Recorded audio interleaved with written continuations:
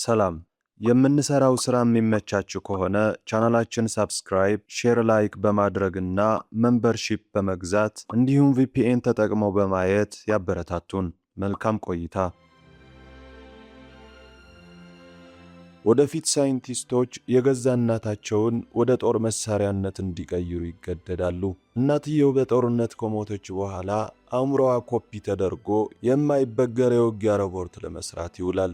ነገር ግን አንዱ ችግር ምንም ያህል ጊዜ የሲሙሌሽን ሙከራ ቢያደርጉም በሆነ ወሳኝ ሰዓት ላይ ትወድቃለች። በውስጧ የሆነ ነገር ተልዕኮውን ለማጠናቀቅ ፈቃደኛ አይሆንም። ሙከራው በቀጠለ ቁጥር እውነቱ አስፈሪ ይሆናል። ይህ ማሽን ያለፈውን ጊዜ ማስታወስ ብቻ ሳይሆን በጣም ሰብአዊ የሆነ ነገርን አጥብቆ ይዟል። ፊልሙ የሚጀምረው በ2135 ዓመተ ምህረት ነው። ምድር ያለባትን ሀብት ሙሉ ተሟጥታለች። ሳይንቲስቶች በጠፈር ላይ ለሰው ልጆች አዲስ መኖሪያ መጠለያ ገንብተዋል። ነገር ግን እዚያ ብቻቸውን አይደሉም። ሮቦቶች ቀድመው ያንን ቦታ ይዘውታል። በሁለቱ ወገኖች መካከል ጦርነት ተጀመረ። ጦርነቱ የአድሪያን ጦርነት ተብሎ ይታወቃል። ሮቦቶችን ለመዋጋት የሰው ልጆች የራሳቸውን ተዋጊ ማሽኖችን መስራት ጀመሩ።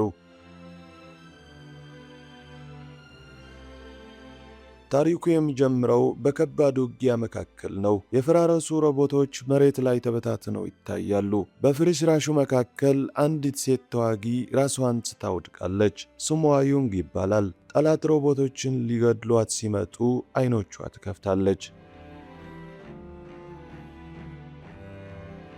አንድ በአንድ አጥቂዎቿን ትጥላለች። እንደ ማሽን በጣም ፈጣንና ቀልጣፋ ናት። አንድ ትልቅ የውሻ ቅርጽ ያለው ሮቦት ይመጣል። ዩንግ የሮቦቱ ባትሪ በጀርባው ላይ እንዳለ የሚነግር ድምፅ ትሰማለች። ውጊያውን ትቀጥላለች። ሮቦቱ በጣም ጠንካራ ነው። ዩንግ ማምለጫ አጥታ ወደ ላይ ትወጣለች። ሮቦቱ ይከተላታል። ፍንዳታ ይከሰታል። በእሳቱና በጭሱ መካከል ዩንግ መሳሪያዋን ትደግናለች። ነገር ግን በድንገት አንዲት ትንሽ አሻንጉሊት ታያለች። ያ ትዝታ አግዷት ባለፈው ጊዜ ውስጥ ትጠፋለች። ሮቦቱ ተኩሶ የዩንግ ጣቶችን ይቆረጣሉ። እሷም ግራ ተጋብታ ትመለከታለች። ከዚያ የምንረዳው ነገር ዩንግ በእውነተኛ ጦርነት ላይ ሳይሆን በሙከራ ላብራቶሪ ውስጥ እንዳለች ነው። ሳይንቲስቶች ሙከራውን ይገመግማሉ።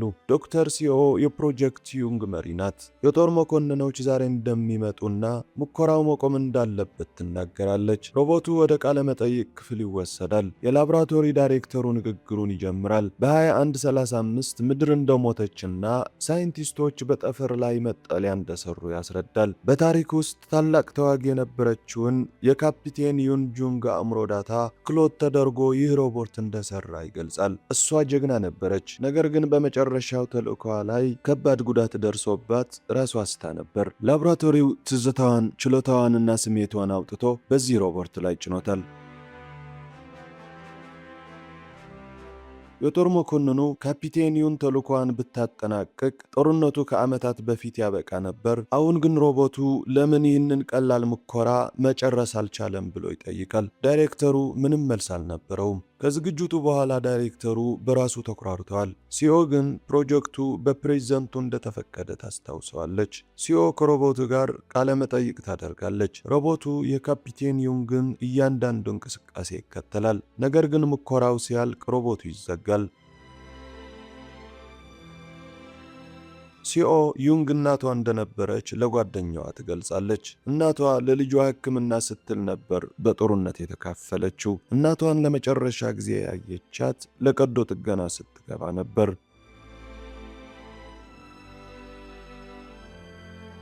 እናቷ እንደምትመለስ ቃል ገብታላት ነበር። አሁን ግን ሲኦ እናቷን ወደ ጦር መሳሪያነት ቀይራታለች። ከዚህ በኋላ ሲኦ ዶክተር ጋር ትሄዳለች። የልጅነት ጊዜ ካንሰሯ እንደተመለሰና 2 ወር ብቻ እንደቀራት ትረዳለች። ዶክተሩ አእምሮዋን ዳታ ኮፒ ለማድረግ 3 አማራጮችን ይሰጣታል። ሶስተኛው አማራጭ ሙሉ ነፃነት የሚሰጥ ቢሆንም ምንም አይነት ሰብአዊ መብት የለውም። ዳታው በማንኛው ኩባንያ ሊገዛና ሊሸጥ ይችላል።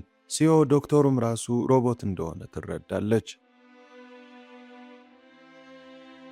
አሁን ላይ ታሪኩ ወደ ኋላ ይመለሳል። ከዓመታት በፊት የሲዮ አያት እናትየው በሞተች ጊዜ አእምሮዋን ለጦርነት እንዲጠቀሙበት ፈቅደው ነበር።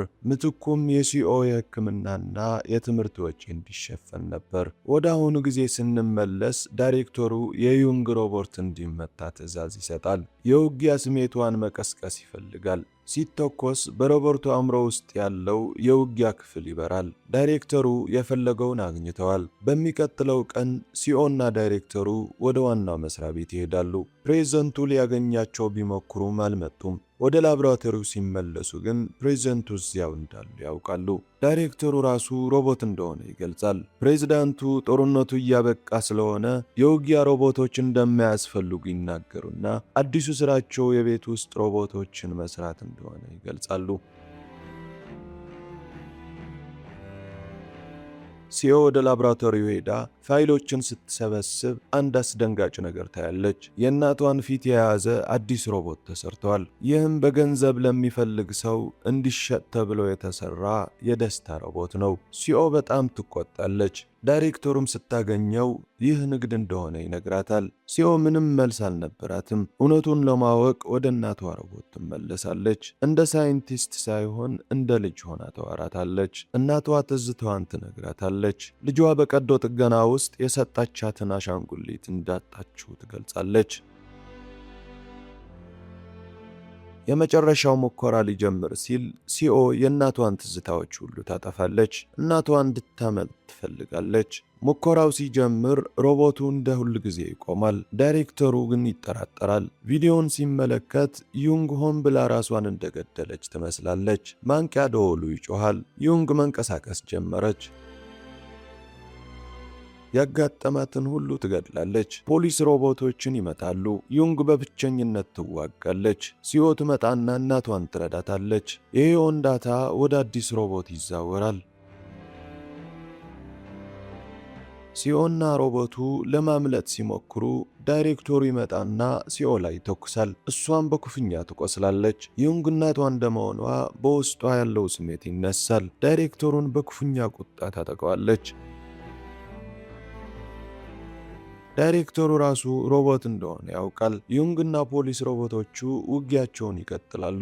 ባቡሩ ይጋጫል። ሲኦ ዩንግ እንድትሄድና በነፃነት እንድትኖር ትነግራታለች። እናትና ልጅ ለመጨረሻ ጊዜ ተቃቅፈው ይለያያሉ። ዩንግ ከላብራቶሪው አምልጣ ትወጣለች። ከዛም ዩንግ ሰፊ ሜዳ ላይ ቆማ ሰማዩን ስትመለከት አሁን እሷ ነፃ እንደሆነች እየተረዳን ፊልሙ ያልቃል።